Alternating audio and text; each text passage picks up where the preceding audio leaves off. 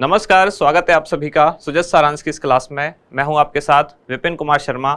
इस क्लास में हम पढ़ते हैं राजस्थान का करंट अफेयर्स, जिसका आधार होता है राजस्थान सरकार की सुजस पत्रिका। शुरुआत करते हैं हेडलाइंस के साथ। सबसे पहली जानकारी, अपर हाई लेवल कैनाल आदिवासी अंचल के उत्थान के लिए अहम। मुख्यमंत्री द्वारा बांसवाड़ा के लंकाई क्षेत्र में अपर हाई लेवल कैनाल परियोजना के तहत अनास नदी पर एक जो साइफन निर्माण है उसका शिलान्यास किया गया कल, और इसके बारे में बताया गया है कि आदिवासी अंचल के लिए किस तरह से ये परियोजना अहम होने वाली है। यहाँ इसकी जानकारी दी गई है कि 42,000 हेक्टेयर क्षेत्र में इससे सिंचाई होगी।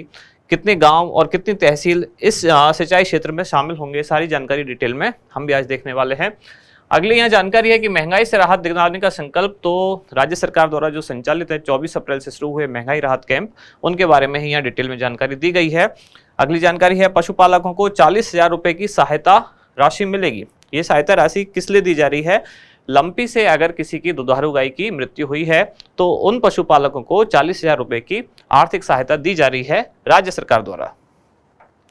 आगे बढ़ते हैं अगले पेज पर। मुख्यमंत्री की स्वीकृति, जयपुर के चिमनपुरा में नया कृषि कॉलेज खोला जाएगा। इस हेतु 29 पदों का सृजन भी किया जाएगा। अगली जानकारी, खेत में घर के लिए 50 लाख रुपए तक ऋण। ये क्या है योजना कि अगर कोई किसान अपने खेत में घर बनाना चाहता है तो राज्य सरकार द्वारा उसको 50 लाख रुपए तक का ऋण दिया जाएगा। इस योजना का नाम रखा गया है सहकार ग्राम आवास योजना। सहकारिता विभाग द्वारा ही योजना संचालित की जाएगी। साथ ही इसमें कई सारे प्रावधान हैं जो किसानों को लाभकारी होने वाले हैं, उन सभी को भी आज देखेंगे हम डिटेल में। अगली जानकारी है अध्ययन के लिए 3 वर्ष का असाधारण अवकाश सेवाकाल माना जाएगा। तो चिकित्सकों के हित में राज्य सरकार द्वारा यह फैसला किया गया है कि अगर कोई चिकित्सक उच्च शिक्षा में अध्ययन के लिए अवकाश लेता है तो 3 वर्ष तक का जो असाधारण अवकाश है वो उसका सेवाकाल माना जाएगा। मुख्यमंत्री ने त्रिपुरा सुंदरी मंदिर में पूजा अर्चना की। वैसे तो एक सामान्य जानकारी है, लेकिन आपके काम की चीज इसमें यह है, कई बार इतना भी पूछ लिया जाता है कि त्रिपुरा सुंदरी मंदिर कहाँ है, तो कहाँ पर है ये? बांसवाड़ा में। कई बार इतना भी आ जाता है मैच द कॉलम में, कई बार आ जाता है कौन सा इधर प्लेस है और कौन सी वहाँ की जो प्रसिद्ध स्थान है या जो तीर्थ स्थान है उससे उसको मैच करना होता है। तो आप याद रखें त्रिपुरा सुंदरी मंदिर जहाँ मुख्यमंत्री ने पूजा अर्चना की, कहाँ है? बांसवाड़ा में। मुख्यमंत्री ने मंजूरी दी पर्यटक स्थलों पर 10.8 करोड़ रुपए की लागत से विकास कार्य किए जाएंगे। फिर यहाँ अगली जानकारी है हरदेव जोशी विश्वविद्यालय और संयुक्त राष्ट्र जनसंख्या कोष के बीच एक MOU यानी कि समझौता पत्र हस्ताक्षरित किया गया है। किस हेतु है समझौता पत्र?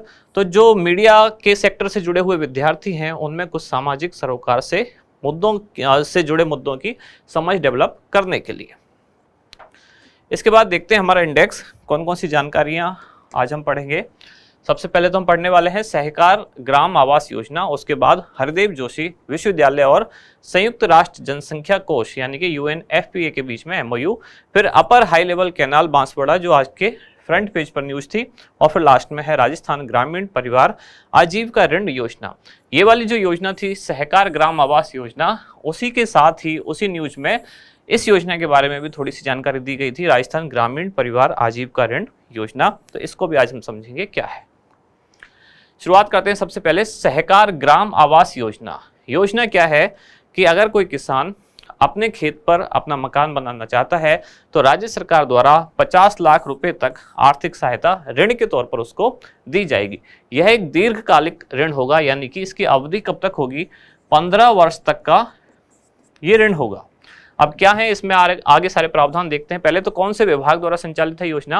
राजस्थान सरकार के सहकारिता विभाग द्वारा योजना का संचालन किया जाएगा।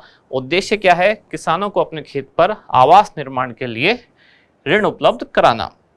और ऋण की राशि अधिकतम कितनी हो सकती है? तो वो हो सकती है अधिकतम 50 लाख रुपए। ऐसा नहीं है 50 लाख ही दिए जाएंगे सबको, ये अधिकतम राशि है। हो सकता है इससे कम भी दिए जाए। जिस तरह का मकान होगा, जिस तरह का आवास निर्माण पे किसान ने ऋण लिया है उस हिसाब से ही राशि कैलकुलेट करके दी जाएगी। अब इसका विवरण देखते हैं। तो योजना में केंद्रीय सहकारी बैंक जो है उनके द्वारा किसानों को 3 किस्तों में यह ऋण उपलब्ध कराया जाएगा। यानी कि एक मुश्त 50 लाख या जितना भी ऋण है वो नहीं दिया जाएगा, 3 किस्तों में ऋण उपलब्ध कराया जाएगा। जैसे कि मान लो शुरुआत में मकान निर्माण के लिए मकान निर्माण जब शुरू किया है तो कुछ ऋण तब दिया जाएगा, फिर अगली स्टेज में कुछ और आगे निर्माण होता है तो तब ऋण दिया जाएगा। यही प्रोसेस है जब आप हाउस लोन लेते हैं मतलब मकान बनाने के लिए, तब भी ऋण ऐसे ही दिया जाता है। शुरू में आपको कुछ अपना निर्माण कार्य करना होता है, उसके बाद फिर आपको अगली किस्त मिल पाती है।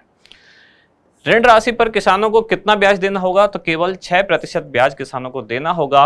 और अगर किसान दीर्घकालिक जो ऋण है उसको समय पर चुकाता है तो उसको 5% ब्याज अनुदान भी मिलेगा।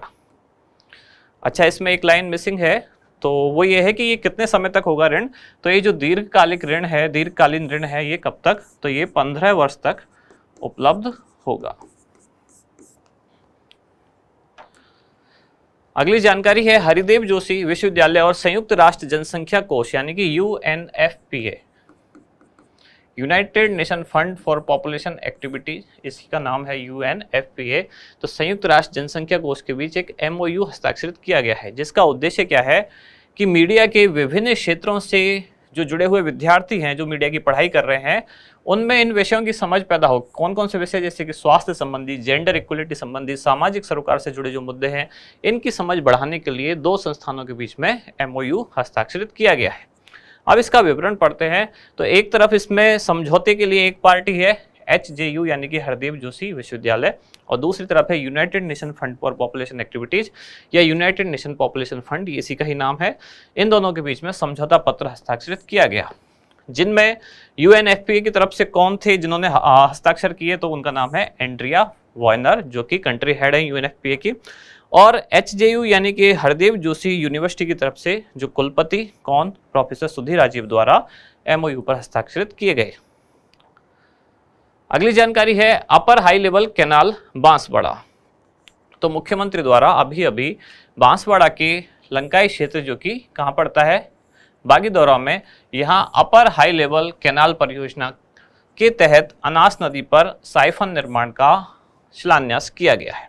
यानी अभी अभी ये शुरू हुआ है। दो चीज़ें याद रखनी है, एक तो अनास नदी यहाँ पर, और दूसरा क्षेत्र कौन सा है? ये बांसवाड़ा। तो बांसवाड़ा में अनास नदी पर एक साइफन निर्माण का शिलान्यास किया गया मुख्यमंत्री द्वारा। अब इस परियोजना से क्या होगा? तो इस परियोजना के तहत बांसवाड़ा जिले की 6 तहसील, कौन कौन सी? जैसे एक तो बांसवाड़ा, फिर बागीदौरा, गांगड़तलाई, आनंदपुरी, कुशलगढ़ और सज्जनगढ़, इन सभी को इस परियोजना से जोड़ा जाएगा। इस परियोजना के तहत कुल 338 गांव शामिल होंगे, जिनसे मतलब उन गांवों के लगभग 42,000 हेक्टेयर क्षेत्र में सिंचाई उपलब्ध हो पाएगी।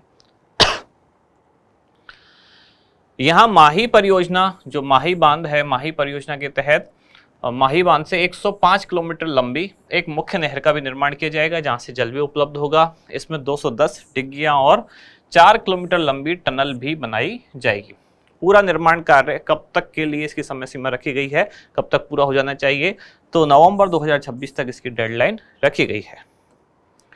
अगली जानकारी है राजस्थान ग्रामीण परिवार आजीविका ऋण योजना। ये सहकार आवास ग्राम योजना से जुड़ी हुई परियोजना थी, उसी में इसका भी उल्लेख था।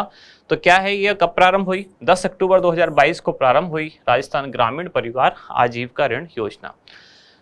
योजना के नाम को एक बार ध्यान से पढ़ते हैं। राजस्थान तो केवल स्टेट का नाम हुआ, ग्रामीण परिवार आजीविका ऋण यानी कि राजस्थान के जो ग्रामीण परिवार हैं उनको आजीविका के लिए ऋण उपलब्ध कराना। आजीविका यानी लाइवलीहुड, यानी कि उनको उनका कुछ भी रोजगार वगैरह उपलब्ध कराने के लिए ऋण दिया जाए। एक होता है आवास ऋण, जो कि हमने शुरू में पढ़ा, जिसमें अगर खेत में जो किसान है वो अपना आवास बनाते हैं तब उनको आवास निर्माण के लिए ऋण दिया जाता है।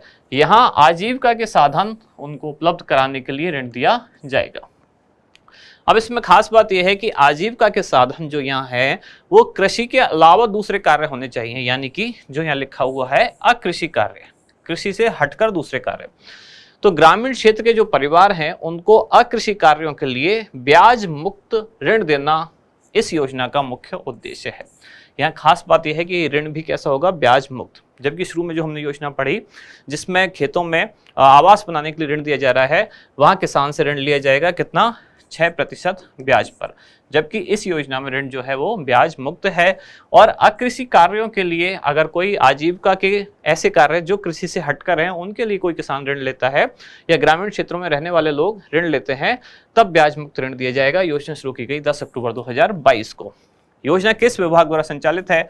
वही विभाग जो कि अभी अभी शुरू में हमने पढ़ा, सहकारिता विभाग, जो कि खेतों में आवास निर्माण के लिए भी ऋण दे रहा है और अकृषि कार्यों के लिए भी ब्याज मुक्त ऋण दे रहा है, उसी के द्वारा योजना का संचालन किया जाएगा। इस योजना के तहत पात्र कौन होंगे?